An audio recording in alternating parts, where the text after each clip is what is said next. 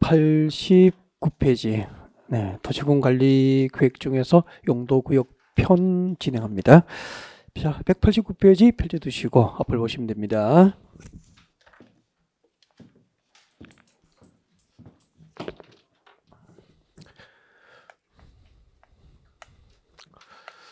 자, 이번 시간은 도시군 계획, 한 개의 도시나 군 단위로 도시군 계획이 수립되는데, 도시군 계획에는 두 가지입니다. 도시 지역과 군 지역의 장기적인 발전 방향과 목표를 제시하죠. 도시군 기본 계획이 되고요.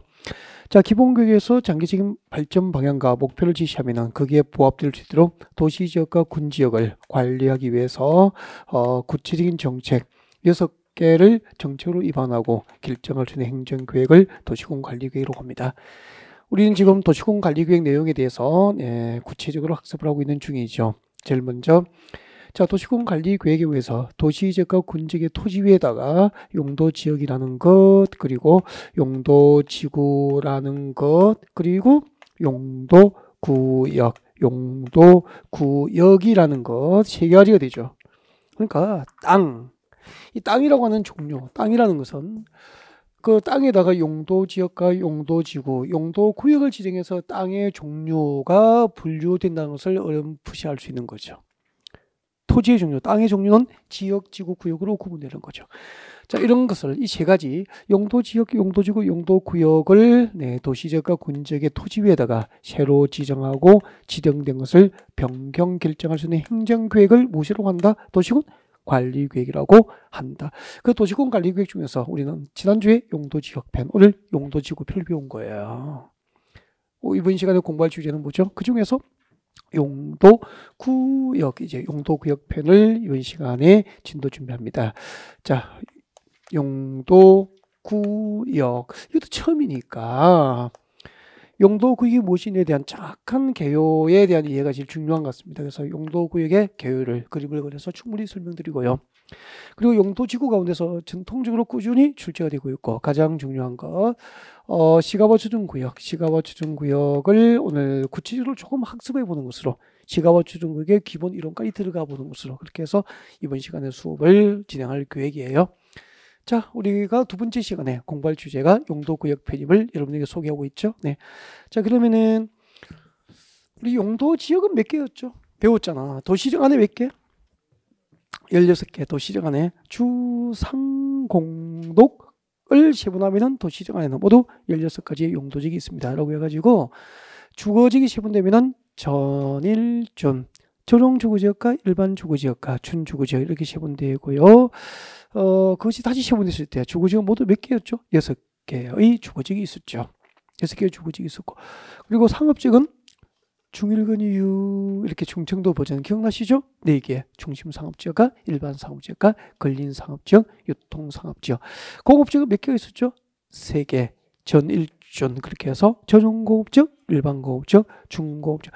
녹지지역 시계는 그림을 그려서 아주 자세하게 가르쳐드렸죠?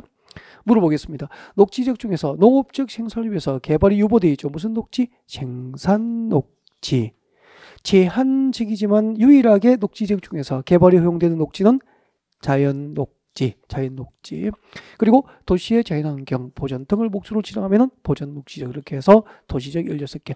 도시적 밖에는 관리지역이 세분되면 이제 관리지역 3개, 농림적 자연환경 보전지역에서 5개. 그렇게 해서 우리 땅, 국토 위에 용도별로 토지의 종류도 모두 몇 개가 있습니까? 21개. 21개 용도지역이 있었다. 그렇게 배웠지 뭐. 그 다음에 이제 용도지구인데, 여러분 용도지구는 아까 국토의 계획 및 이용에 관한 법률로 일단 몇 개를 만들었죠?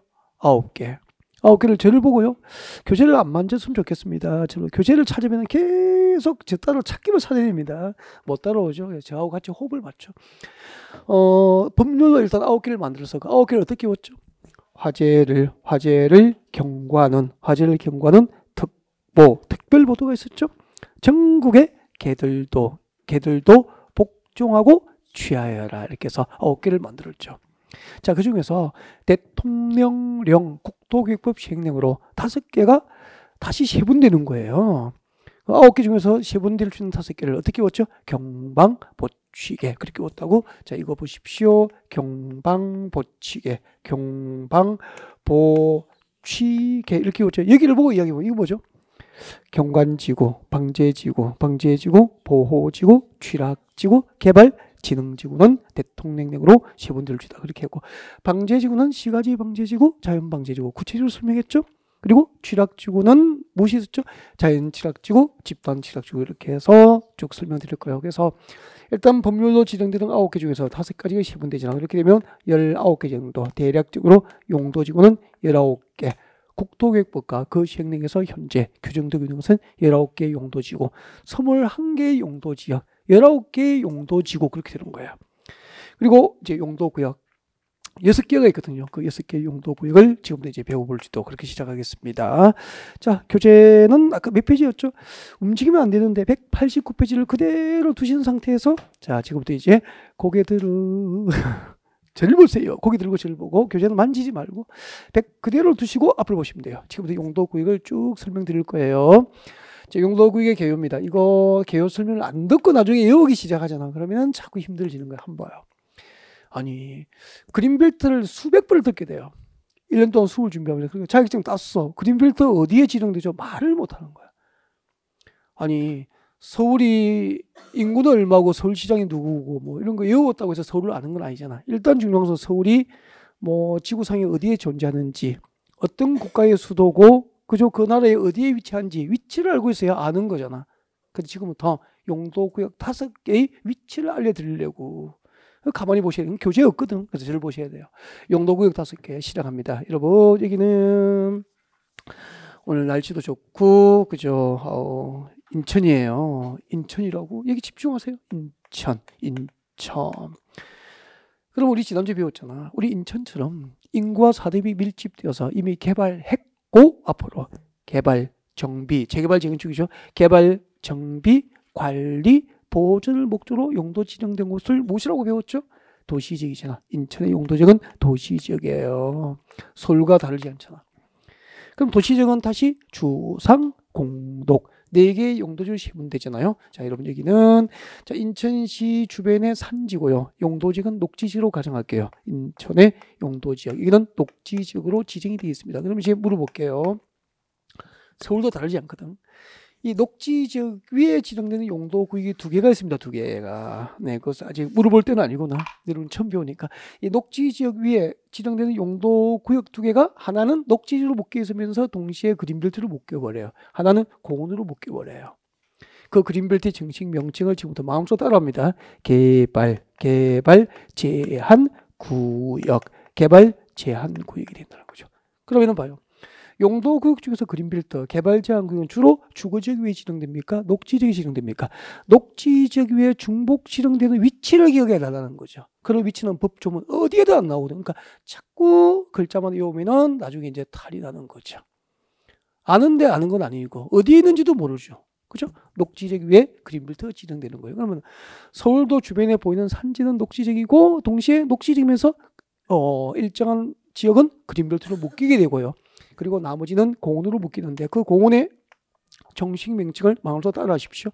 도시, 자연공원, 도시, 자연공원 구역이 되는 거예요. 여러분, 녹지지역이면서 동시에 2가지로 묶입니다. 그린벨트와 공원으로 묶이고요. 그린벨트의 정식 명칭이 뭐죠? 개발 제한구역. 공원의 정식 명칭이 뭐죠? 도시, 자연공원. 6개월 공부해도 모르시는 분 진짜 많습니다. 자격증 땄는데 그린벨트에 위치하고 도시자연공원구역을 막연히 시험은 쳤지만 어디에 있는지도 몰라요. 그건 아는 게 아니잖아. 일단 위치부터 파악하시라고. 그리고 또 봐요. 여기를 봐주세요. 여러분 여기는 그린벨트나 공원으로 묶였어? 안 묶였어? 안 묶여 있잖아. 안 묶인 지역은 그대로 있습니까? 시가지가 개발됩니까? 시가지가 조성되어서 점차 도시 주변 지역으로 확산돼 가는 거야. 근데 잘 보십시오. 자, 여기는 인천 도시지역, 여기는 주변지역 맞죠? 이 도시지역과 주변지역에서 시가지 개발이 계획적이고 단계적으로 보입니까? 참 무질서합니까? 무질서하잖아. 이것은 곧 난개발과 국토 파괴의 원인이 되는 거야. 이것을 시에서는 그냥 둬야 됩니까? 국가는 이것을 규제해야 됩니까? 이 도시지역과 그 주변지역에서 무질서한 시가지 개발을 규제를 해야 되죠. 그래서 그 무질서한 시가화 현상을 방지할 목적으로 여기다가 뭘 지정하냐면은 시가화 조정, 시가화 조정 구역이 지정되는 거죠. 그럼 논리적으로 시가화는 뭐냐면은 시가지가 개발되는 과정, 이 화자가 될 화자거든. 도시개발 과정을 말하는 거예요. 그럼 도시개발 과정이 너무 무질서하니까 그것을 일시적으로 조정하겠다 이 말이야. 그럼 일시적으로 무질서한 시가지 개발을 법적으로 허용하겠다는 겁니까? 일시적으로 금지시키겠다는 겁니까? 금지시킬 목적으로 지정한 용도 구역이 되는 거야. 그럼 논리적으로 개발 제한 구역과 공원으로 묶여 있으면 무질서한 시가지 개발이 돼야 안 돼? 안 되잖아요. 그럼 그 위에 시가화 조정구역이 지정될 확률이 있어 없어? 없잖아요. 그러면 개발 제한 구역에 시가화 조정구역은 중복 지정될 수 있다. O 믿겠습니까? X. 중복 지정될 수 없죠? 논리적으로 없잖아요. 그린벨트로 묶여 있고 공원으로 묶여 있는데 어떻게 무질서한 시가지 개발이 이루어집니까?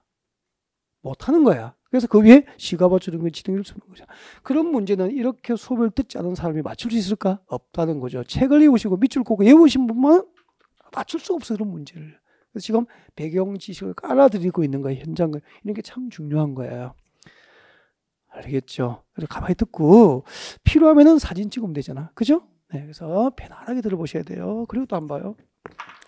지금 서울에 강남에 수업을 하면서 어디까지 가고 있죠? 우리가 지금 인천에서 놀고 있잖아. 인천을 간 까닭이 있어. 인천은 네, 우리가 좋아하는 제가 좋아하는 바다가 있죠. 바다가 있잖아요. 그 인천 앞바다, 강화도 뭐 이렇게 쭉쭉 상상하십시오. 항만도로 많이 개발됐죠. 많이 개발됐지만 아직까지 수산자원의 보호 육성을 위해서 보호가 필요한 적이 있죠. 그래서 인천의 공유수면 바다 가운데서 수산자원의 보호 육성이 필요한 공유수면과 그 인접된 토지를 대상으로 수산자원 보호 육성을 목적으로 용도구역을 만들었습니다. 이렇게 만들어진 게 이름이 마음속으로 따라하십시오.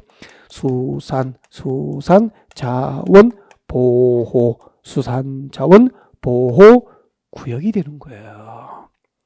그러면은 수산자원 보호구역을 지정한 것은 수산자원을 보호하려고 만든 구역이잖아. 그럼 무분별한 개발이 허용돼야 안 돼? 안 되잖아. 시가화 조정구역은 무질서하게 시가지 개발이 이루어지니까 그 무질서한 시가지 개발을 일시적으로 조정하려고 못하게 하려고 지정했잖아. 여기 개발할 수 있어 없어? 없어요. 그러니까 시가화 조정에 따라서 개발 못해요. 그리고 도시자연공원구역은 도시의 자연 경관이 아름다운 곳을 대상으로 시민들에게 여가 휴식 공간을 제공하려고 공원으로 지정한 구역이야. 공원에 땅 사서 개인이 개발할 수 있어? 없죠. 녹지로 묶여 있는데 이중으로 그린벨트를 묶여 있어. 건축물의 건축 등 개발이 제한되잖아. 여기서 개발할 수 있어? 없죠. 그래서 개발 제한 구역과 도시자연공원구역과 시가화 조정구역과 수산자원 보호구역 공통점은 개발 허용입니까? 개발 규제입니까? 개발 규제의 목적의 용도구역이었다고. 이 네 가지 용도구역을 지정하고 지정된 것을 변경할 때는 도시공관리계획론 행정계획으로 정책을 위반해서 결정이 되는 거예요. 그때 결정을 누가 하는지를 이번 시험에 시험 나온 거예요. 그 문제는 어려웠습니까? 쉬웠습니까? 쉬웠지 뭐. 그 시험 나왔고요. 그 다음에 봐요. 이제 인천인데 갑자기 또 화면을 바꿔버릴 거야. 이건 서울로 가정하자고. 지난주에 첫 주에 잠깐 들을 수 있을 거예요. 첫날. 여러분 여기 남산이고 서울의 남산이고 녹지 쪽이 끊어질 때 연결되면서 용산 미군기지가 있다고 했잖아요. 이 용산 미군기지 절반은 이제 우리 서울시에서 반환을 받아가지고 이제 우리 서울 시민들에게 센트럴파크처럼 이렇게 공원으로 남산 녹지축을 연결하면서 공원으로 제공합니다라고 설명했고요. 나머지는 피사하게 용산 미군기지 건설 비용을 충당하기 위해서 비상값이 매각을 해야 되는 거예요. 비상값이 매각을 위해서는 개발이 가능할 수 있도록 보장해야 되죠. 그래서 이 지역의 개발 입지 규제를 크게 합니까? 최소합니까? 최소하여서 개발할 수 있는 개발 가능한 입지 규제를 최소하여서 개발을 보장할 목적으로 개발 입지 규제를 최소화할 목적으로 만든 용도구역이 있었습니다. 무엇이죠? 입지 규제 최소 구역이죠. 그럼 봐요. 용도구역 5개 중에서 입지 규제 최소 구역만 개발 규제입니까? 개발 허용입니까? 개발 허용. 개발을 보장하기 위해서 제도적으로 보장하기 위해서 이게 도입된 거예요. 이것은 개발 보장을 목적으로 도입됐고 나머지는 개발 규제를 목적으로 도입됐고 그렇게 되는 거예요. 이 5개, 이 5개를 보세요. 이 5개를 도시군 관리계획으로 지정과 변경을 결정할 수 있는 무엇이라고 부르는 거죠? 용도구역이라고 하는 거 시험에 이렇게 나와요. 개발제한구역의 지정과 변경, 개발제한구역의 지정과 변경은 용도구역의 지정과 변경이잖아. 그래서 개발제한구역의 지정과 변경은 도시군 관리계획이다. O입니까? X입니까? O가 돼요. 그 지정과 변경은 도시군 관리계획에 의하는 거야. 그럼 또 시험이 이렇게 나오잖아. 도시자연공원구역의 지정과 변경은 도시군 기본계획에 의한다. O입니까? X입니까? X. 도시군 기본계획입니까? 도시군 관리계획입니까? 도시군 관리계획. 그걸 보시라는 거죠. 한눈에 이렇게. 그 다음에 또 이렇게 나오죠. 나중에 배울 건데 개발 밀도 관리구역. 이것도 올해 이제 시험 나왔었다고. 여기 잠깐요. 개발 밀도 관리구역이잖아. 개발 밀도 관리구역도 끝에 무엇으로 끝났죠? 구역으로 끝났잖아. 이것은 도시군 관리구역으로 지정과 변경을 결정이 될 용도구역 5개에 해당돼 안 돼? 안 되죠. 이렇게 나와요. 개발 밀도 관리구역의 지정과 변경은 도시군 관리계획이다. O입니까? X입니까? X. 이는 도시군 관리계획으로 지정과 변경을 결정하는 용도구역은 아니라는 거니까. 구역이라는 글자는 들어갔지만 도시군 관리계획으로 지정과 변경을 결정할 수 있는 용도구역은 세상에 몇 개뿐이라는 겁니까? 5개. 이거 5개를 한꺼번에 그렇게 덩어리로 볼 수 있어야 되는 거야. 근데 공부할 때 어떻게 하죠? 제일 먼저 시가와초전구역 하면 들어가서 무조건 지정권자 외워버리고 목적을 외워버리잖아. 그죠? 시가와초전이 어디에 지정된지도 모르는 거잖아요. 그린벨트가 중복 지정될 수 없다는 이 법조문 어디에도 없거나 그것도 모르잖아요. 논리적으로 모르니까 그게 안 되는 거잖아. 암기사항이 안 나오거든. 그래서 입문과정부터 좀 공부는 이해가 좀 깊어야 됩니다. 이게 탄탄하게 기초를 잡고 그 위에 하나씩 기둥도 세우고 이렇게 해서 만들어 가야 되는 거죠. 작품을. 자, 일단은 이게 5개의 용도구역 보여드렸는데 우리 결론을 내려봅시다. 용도구역이 무엇이죠라고 손님이 물으면 말할 수 있어야 되잖아. 그래서 용도구역의 의의를 설명하고 싶은 거죠. 용도구의 의의. 저 좀 봐주세요. 교재 만지지 말고. 용도구의 의의 시작합니다. 이건 인출이고 도시지역이잖아. 도시지역은 어떻게 세분되죠? 도시지역은 주거지역, 상업지역, 공업지역, 녹지지역이 있잖아요. 주상공역이 있잖아. 여기 아까 이 지정된 용도지역, 이 주거지역, 상업지역, 공업지역, 녹지지역의 지정만으로 달성할 수 없는 부수적인 목적을 달성하려고 이 용도지역 위에 이렇게 추가로 지정되는 거, 이것을 무엇이라고 배웠죠? 용도지구라고 배웠잖아. 그럼 용도구역은 뭐냐면은 이미 지정된 용도지역도 있고 용도지구도 있는데 그 지정된 용도지역과 용도지구의 지정으로 달성할 수 없는 특별한 목적 달성을 위해서 그 지정된 용도지역과 용도지구 안에서 건축 제한을 더욱더 강화 내지 완화 적용을 목적으로 만든 것을 용도구역이라고 그래요. 여러분 교재 잠깐 볼까요? 189페이지죠. 189페이지 용도구역의 의의, 용도구역이란 읽어드립니다. 지금부터 밑줄 것이어야 돼요. 줄 것이십시오. 자, 지정된 용도지역과 용도지구 안의 건축 제한을 계속 줄 것이십시오. 이미 지정된 용도지역과 용도지구 안의 건축 제한을 강화 또는 완화하여 따로 정함까지 줄 것이면 되죠. 지정된 용도지역과 용도지구 안에서 건축 제한을 강화 또는 완화하여 따로 정할 목적으로 도시군 관리구로 결정고시된 지역을 무엇이라고 하죠? 용도구역이라고 하는 거죠. 그 위에 살짝 공간을 적으십시오. 그 위에 공간을 적어주세요. 그 위에 공간이 필요합니다. 여러분 정리해 볼까요? 이렇게 되구나. 그러면은 조금 전에 일단 지정된 용도지역이 있었고 그 지정된 용도지역 안에서 적으십시오. 건축제한을 강화하거나 완화 적용할 목적으로 만든 것은 뭐죠? 이것은 용도지구잖아. 이미 지정된 용도지역 안에서 건축제한을 강화하고 완화 적용할 목적으로 만들면 용도지구가 돼요. 용도구역은 뭐냐면 보십시오. 지정된 용도지역도 있었고 그 위에 무엇이 지정되어 있었죠? 용도지구도 있었다니까.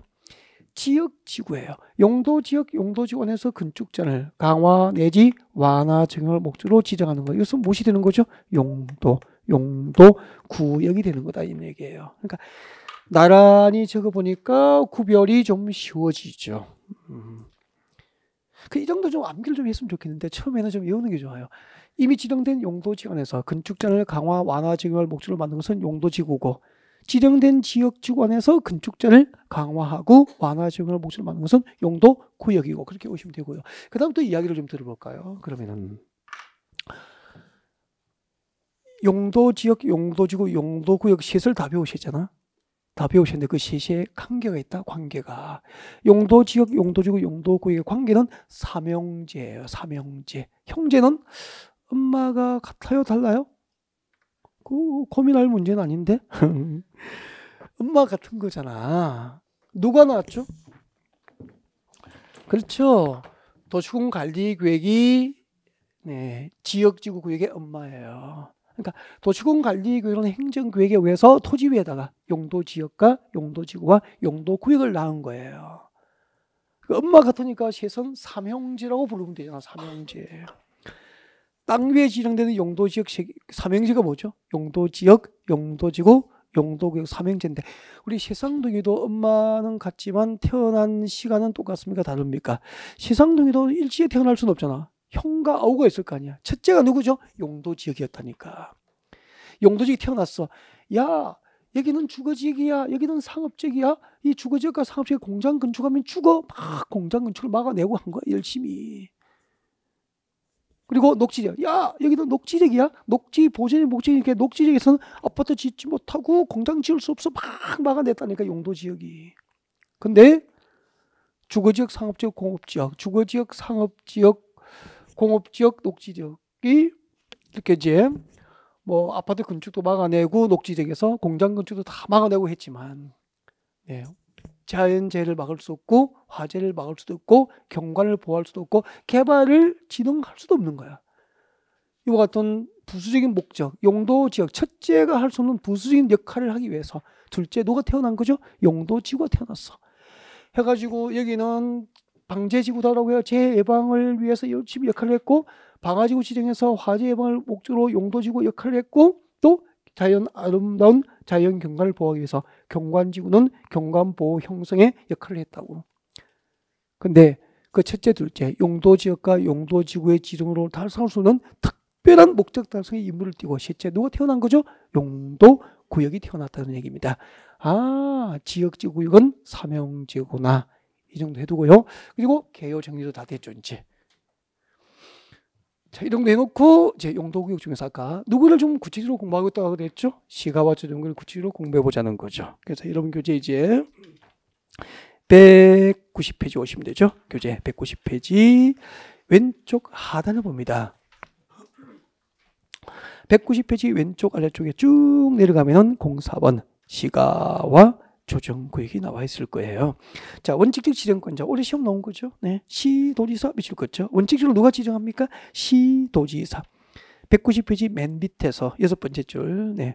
지정권자. 시가와 조정구역 지정은 원칙적으로 누가 지정하죠? 시도지사. 시도지사를 밑줄 거 놓고요. 시도지사를 밑줄 거 놓고 저를 잠깐 보십시오. 자, 지금부터 우리는 용도구역 중에서 무엇을 공부합니까? 시가화, 조정, 구역을 공부할 거예요. 시가와 조정구역을 공부할 텐데 1번 시가와 조정구역의 지정과 변경을 결정하는 도시군관리구역 결정권은 누구에게있죠? 원칙적으로 누가 지정하죠? 시도지사. 시가와 조정구역 지정과 변경을 위한 도시군관리구역은 시도지사가 결정한다. 지정권자는 시도지사예요.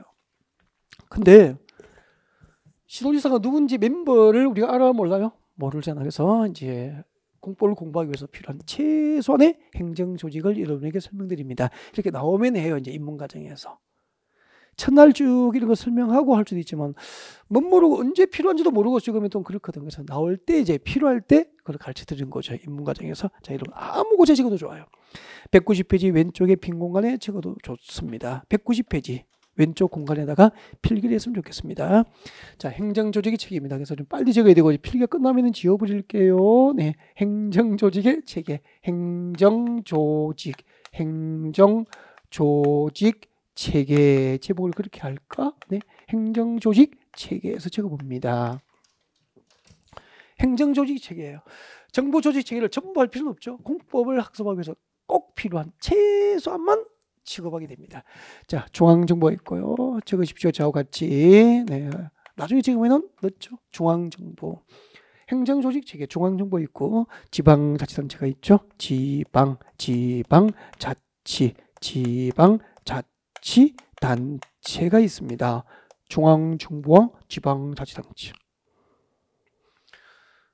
중앙정부는 이제 문재인 정부라고 지금 안 돼요. 그 중앙행정조직은 뭐 이렇게 중앙행정 부처들이 쭉 있고 그죠? 대통령을 수반을 해서 있을 거 아니에요. 그 행정법도 아니고 다 필요가 없죠. 앞으로 공법 시간에 중앙정부는 어디죠? 국토교통부가 대표적이에요. 적으십시오. 국토교통부 장관. 국토교통부 장관. 국토교통부 장관은 중앙행정기관의 장으로서 부동산 공법, 토지와 건축물을 관할하는 중앙정부를 대표하게 되죠. 그래서 앞으로 공법 시간에 중앙은 국토교통부 장관이 대부분이다라고 하시면 돼요. 뭐 그때 국토교통부 장관을 줄여서 국장 그렇게 할 거예요. 국토교통부 장관. 약칭해서 무엇이라고 한다고요? 국장 그렇게 부를 거라고. 우리 약속이지 뭐. 국토교통부 장관을 공법 시간에 무엇이라고 합니까? 국장. 많이 나오니까 그렇게 부를 거예요. 계속 나와요, 계속. 매일 수업할 때마다 국토교통부 장관이 나오니까 국장 그렇게 할 거예요. 약속이죠. 네. 그리고 가끔 이제 해양수산부 장관도 나와. 그때는 해장 그렇게 부를 거라고. 알겠죠? 해장, 국장 뭐 약속이니까 중앙정부로 기억합시다. 국토교통부 장관은 공법 시간에 중앙정부로 기억하시면 돼요. 그 다음에 지방자치단체는 두 가지가 있습니다. 지방자치단체 두 가지. 하나는 광역자치단체가 있고요. 하나는 기초자치단체가 있습니다. 지방자치단체는 광역자치단체와 기초자치단체로 구별되죠. 광역자치단체와 기초자치단체로 구분됩니다. 자, 그때 광역자치단체 하면은 이거 외우시면서 하십시오. 특 적으십시오. 특. 서울특별시 앞으로 특 표현합니다. 특. 그래서 서울특별시 하면 그냥 특 적을 거예요. 특 하면은 서울특별시라고 약속입니다. 우리끼리 특. 그리고 광은 어디죠? 6대 광역시, 특시, 세종특별자치시, 특시라고 할 거예요. 특시. 약속이에요, 이제. 서울특별시, 6대 광역시, 세종특별자치시, 세종특별자치시를 약칭하여 무엇이라고 하죠? 특시. 그리고 학교 다닐 때 제주시 뭐 이렇게 서귀포시도 있고 막 그랬었잖아, 그죠? 함덕군도 있고 다 없어지고 제주도 전부가 하나의 자치단체가 된 거예요. 제주특별자치도의 국회를 통과하면서 제주도 전부는 제주특별자치도가 된 거라고. 제주특별자치도, 특도. 제주특별자치도 줄여서 뭐죠? 특도. 우리끼리 약속이죠. 그리고 이제 이때 도는 어디죠? 제주도가 아닌 나머지 도는 경기도, 뭐 강원도, 경상북도, 전라북도 다 여기에 해당된다고 아셨죠? 네. 그래서 몇 개가 되죠? 그러면 광역자치단체. 네, 광역자치단체는 5개가 있습니다. 특별시, 광역시, 세종특별자치시, 제주특별자치도, 이 5개가 광역자치단체이고, 이 5개를 줄여서 무엇으로 부르죠? 시도. 이 5개를 줄여서 시도라고 불러요. 시도라고 합니다. 이 법에 정해져 있으니까 시도라 하면 5개예요. 특별시, 광역시, 특별자치시, 특별자치도, 이 5개를 줄여서 시도라고 하고요. 그때 보십시오. 그때 서울특별시장, 6대 광역시의 광역시장, 세종특별자치시장, 제주특별자치도지사, 도지사를 줄여서 무엇이라고 하죠? 시도지사로 부르는 거예요. 시도지사. 그러니까 우리 그 9시 TV에서 9시 뉴스 할 때 메인 앵커가 가끔 이런 얘기를 하는 경우가 있어요. 앵커가 뉴스 할 때 전국시도지사 회의에서 오늘 서울정부종합청사에서 개최된 전국시도지사 회의에서 뭐 이렇게 이야기한단 말이에요. 그때 전국시도지사 회의에 참석하는 멤버가 이 5개를 의미하는 거예요. 서울특별시장 참석할 수 있죠. 전국의 6대 광역시의 광역시장 참석할 수 있고, 세종특별자치시장, 제주특별자치도지사, 그리고 도지사가 참석하는 회의를 시도지사 회의라고 하는 거야. 그럼 보세요. 광역계획권은 누가 지정하죠? 시도지사가 지정하는 거죠. 근데 시장이 누구죠? 서울에서는 서울특별시장이 지정권자 된다는 거잖아. 인천은 인천광역시장이 된다는 거잖아. 세종시는 세종특별자치시장, 그죠? 그리고 제주특별자치도지사와 일반 도지사, 그렇게 해서 시도지사의 멤버 5개를 알고 있어야 진짜 아는 거잖아. 근데 시도지사를 외웠는데 시도지사가 누군지 모르는 사람 많다. 그 많은 분들이 실수할 수 있다는 거죠. 그래서 하나씩 배워가야 돼요. 이걸 연습하셔야 됩니다. 시도지사 하면은 멤버 5개. 저를 보고 할까요? 시도지사는 누구죠? 특별시장, 광역시장, 세종특별자치시장, 제주특별자치도지사, 도지사를 시도지사라고 하고 그 전국의 시도지사들이 시가와 저정구역의 지정과 변경에 관한 도시공관리구의 결정권을 갖고 있다 이 말이에요. 이해되시죠? 네. 그리고 이제 기초자치단체, 기초자치단체를 하면 여기에요. 시, 군, 구, 시, 군, 구를 기초자치단체라고 합니다. 시군구 그렇게 되죠. 시군구 하면 기초자치단체 그렇게 된다고. 그럼 여기 시는 자동으로 누군지 한번 보십시오. 이때 시, 기초자치단체 시는 봐요. 특별시, 광역시, 세종특별자치시는 광역자치단체잖아. 그러면 우리나라에서 특별시, 광역시, 특별자치시가 아닌 시는 전부 여기 오는 거야. 경기도 하남시, 그죠? 광명시, 의왕시, 안양시 다 이쪽으로 와야 되잖아. 의정부시, 파주시, 고양시, 포천시 그만할래. 그리고 경기도 연천군, 그죠? 다 여기에 해당되는 거야. 포천군, 평창군, 함평군 다 여기에 해당되는 거잖아. 군, 인천광역시 강화군도 여기에 해당돼요. 기초자치단체예요. 부산광역시 기장군도 여기에 해당되고 구는 서울특별시 강남구, 인천 연수구 다 여기에 해당된다고. 그래서 특별시, 광역시에 있는 구는 기초자치단체 돼요. 그래서 이때 기초자치단체 되는 구를 자치구라 그래.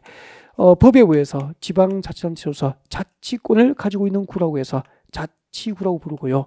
여러분 그 경기도 안산은 특별시, 광역시가 아니잖아요, 그죠? 근데 안산에 보면 구가 있어. 단원구, 상록구 이런 구가 있단 말이야.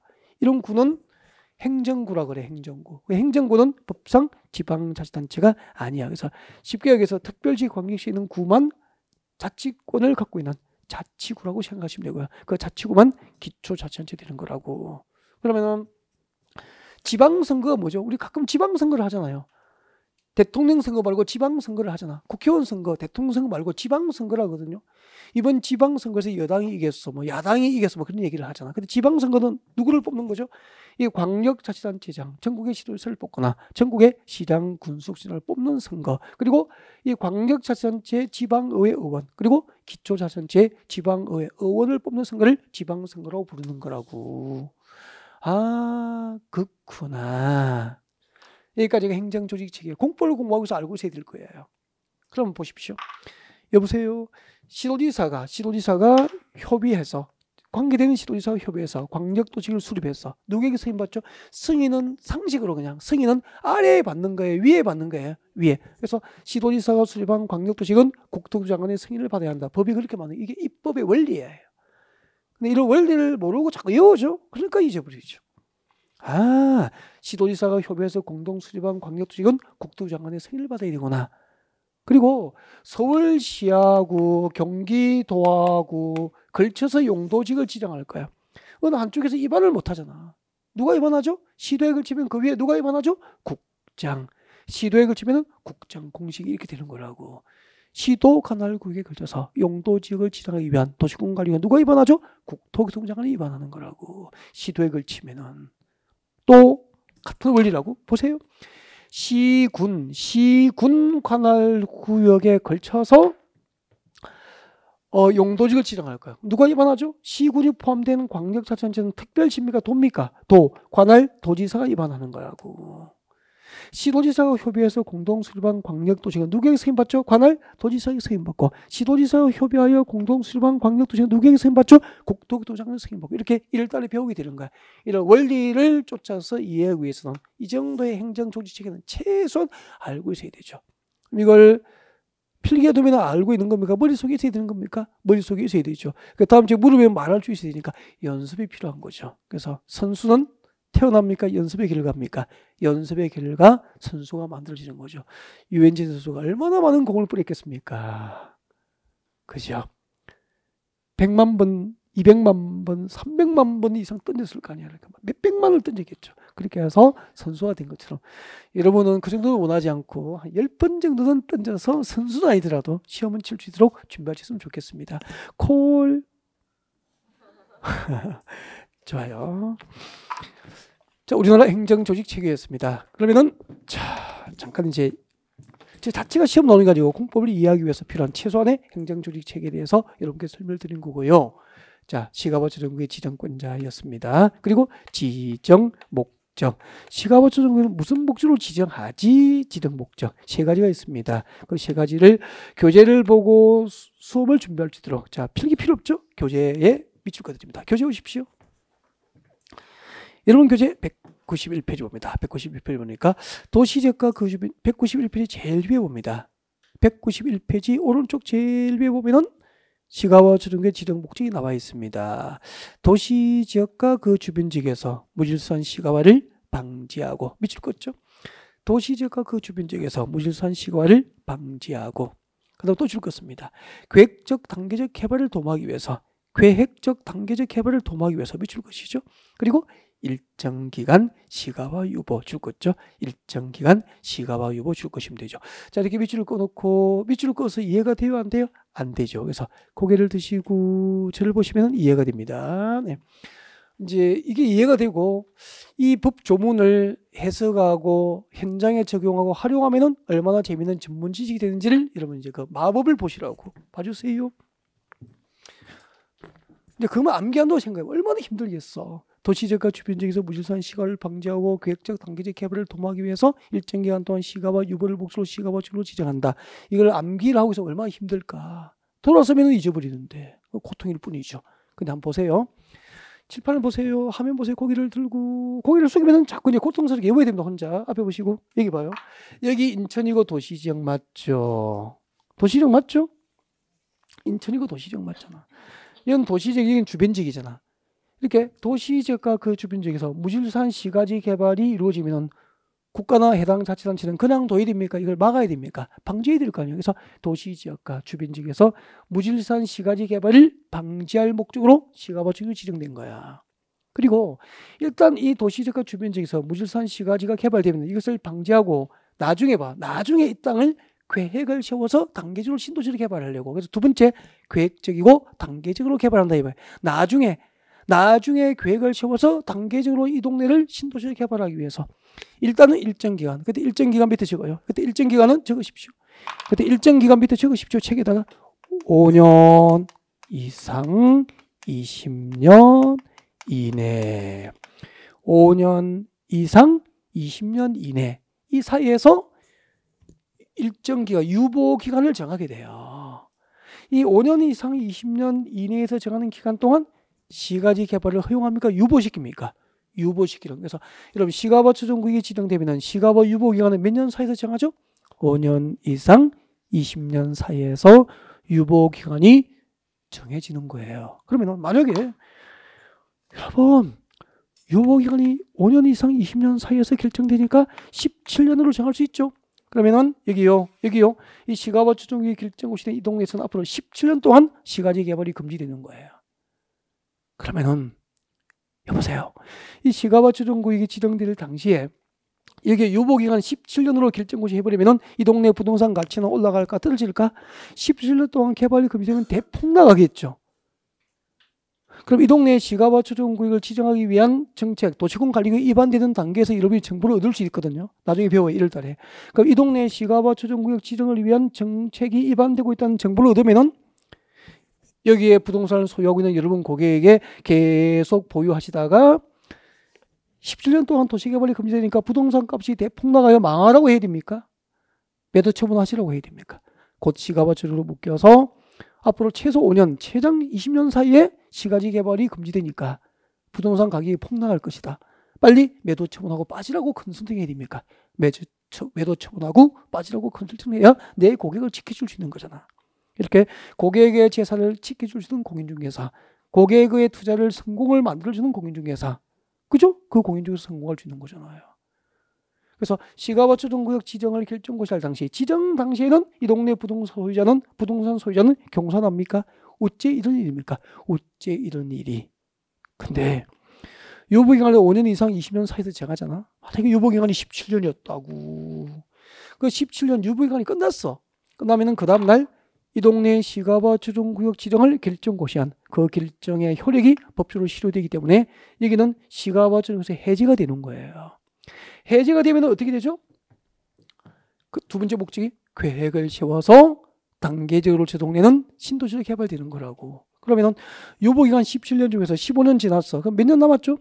2년만 지나면은 앞으로 계획적으로 단계적으로 신도시 개발이 도모될 거 아니야. 그럼 17년 지나서 남은 2년 동안 이 지역의 부동산 가치는 올라갈까 떨어질까? 올라가잖아. 그러면은 15년 전에 매도 처분하고 떠났던 여러분은 고객에게 어떻게 해야 되죠? 이번에 매수를 권유를 해야 되는 거잖아요. 지정 당시에는 어째 이런 일이 유보기간이 끝날 때쯤 되면은 경산 안내. 이게 시가바 조정구역의 부동산의 특징이라는 거죠. 그러니까 시가바 조정구역을 지정한 목적은 이 그림을 상상하시라고. 도시지역과 주변 지역에서 무질서한 시가지 개발을 허용합니까? 유보합니까? 방지. 무질서한 시가지 개발을 방지하고 나중에 저 동네를 계획을 세워서 단계적으로 개발을 도모하기 위해서 일단은 몇 년이죠? 5년 이상 20년 사이에서 정하는 기간 동안 시가지 개발을 허용합니까? 유보시킵니까? 유보시킬 목적으로 시가바 조정구역이 지정이 됐다는 얘기죠. 그런데 이걸 글자만 외웠을 때하고 현장을 아는 거하고 느낌이 같아요? 다르죠? 완전 다르죠. 그래서 법이라는 것은 해석하고 법 조문을 현장에 적용하고 해석하면은 전문 지식이고 현장에 적용하고 해석하고 활용하지 않으면 골치 아픈 암기 대상이고 그렇게 되는 거예요. 그러니까 이 정도만 이해를 해도 최소한 시가바 조정구역에서 어느 정도 컨설팅이 가능하잖아요. 밑줄 그거 외우면 하면 전문 지식이 될 수 있어? 아니죠. 늘 그분에게는 골치 아픈 암기 대상. 돌아서 보면 잊어버리는 암기 대상일 뿐이라는 거지. 여기까지가 시가바 조정구역이에요. 유보기간은 몇 년 사이에 정하는지, 유보기간이 끝나면 언제 시가바 조정구역 지정이 실효되는지. 자, 여러분 교재 같이 볼까요? 자, 191페이지 유보기간. 저 위에 양괄호 3번이 있습니다. 시가바 유보기간 같이 볼게요. 국토교통부 장관 시도의사는 시가바 조정구역을 지정 또는 변경하고자 할 때는 해당 도시지역과 주변 지역의 인구 동태, 토지용 상황과 산업발전 상황 등을 고려해서 채워주실 것이십시오. 미칠 것죠? 5년 이상 20년 이내에서 도시군 관리구역으로 시가바 유보기간을 정해야 한다. 이해가 됐죠? 시가바 조정구역으로 결정고시 됐을 때 시가바 유보기간은 몇 년 사이에서 정하죠? 5년 이상 20년 이내에서 유보기간을 결정하게 되는 거예요. 실효 내려옵니다. 실효. 자, 시가바 조정구역 지정에 관한 도시군 관리구역 결정은 줄 것이십시오. 끝까지 줄 것이십시오. 처음부터. 시가바 조정구역 지정에 관한 도시군 관리구역 결정은 계속 줄 것이죠. 시가바 유보기간이 끝난 날입니까? 끝난 날의 다음 날입니까? 끝난 날의 다음 날 그 효력을 잃는다. 시험에 자주 들어가는 지문이에요. 그럼 시가바 조정구역이 지정되면 영원합니까? 유보기간이 끝나면 해제가 됩니까? 유보기간이 끝나면 다음 날 시가바 조정구역에서 해제가 되고 해제가 되면 그때 계획적이고 단계적으로 신도시 개발이 도모되는 땅이다. 그렇게 하시면 되는 거예요. 용도구역 편이었습니다. 용도구역 개요와 그리고 용도구역 5개의 종류 그리고 지정되는 위치에 대한 설명이 있을 거예요. 그리고 용도구역 가운데서 시가바 조정구역은 조금 이론으로 들어가 봤죠. 네, 조금 이론으로 들어가 봤습니다. 여기까지를 용도구역으로 하겠습니다. 잠시 휴식하고요. 193페이지에서 제9절 지구단위 계획편을 이어갑니다.